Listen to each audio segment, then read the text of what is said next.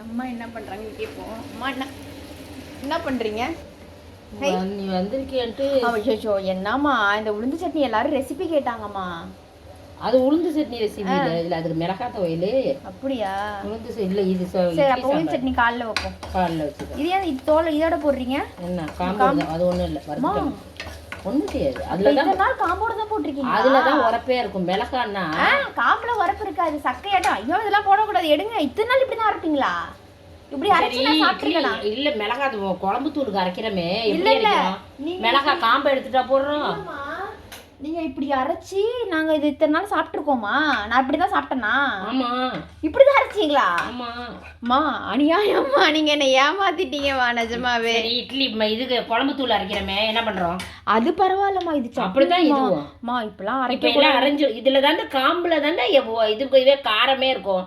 மிளகால வேணா இனிமே எடுத்துறேன். இனிமே காம்புல காரம் இருக்குமா? இத இந்த இவங்க சொல்றாங்க, இவங்களுக்கு பதில் சொல்லுங்க. காம்புல காரம் இருக்குமா? ஆமா காரமே அது காம்புல தான், மிளகாய் காம்புல தான் காரமே. முடியல மக்களே, நான் வாபஸ் வாங்கிக்கிறேன். வாபஸ் வாங்கிக்கிறாங்களா அவங்களே? அந்த பயம் இருக்கட்டும். காம்புல காரம் இருக்குமா? இல்ல இல்ல, காம்பை எடுக்கிறதுக்கு சொன்னேன் நானு. இந்த காம்பை எடுக்கிறதுக்கு தான் நான் வாபஸ் பார்த்து நீங்க அப்பாவிக்கு பாவிங்க. நீங்க பாருங்க எப்படி என்னை ஏமாத்திருக்காங்க. காம்பை சட்னியை சாப்பிட்டுருக்கேங்கிறது எனக்கு இப்படி எனக்கு என்னமோ செய்யுது உடம்பெல்லாம். சரி சரி எடுத்துட்டு அரைச்சிடுறேன். குட்.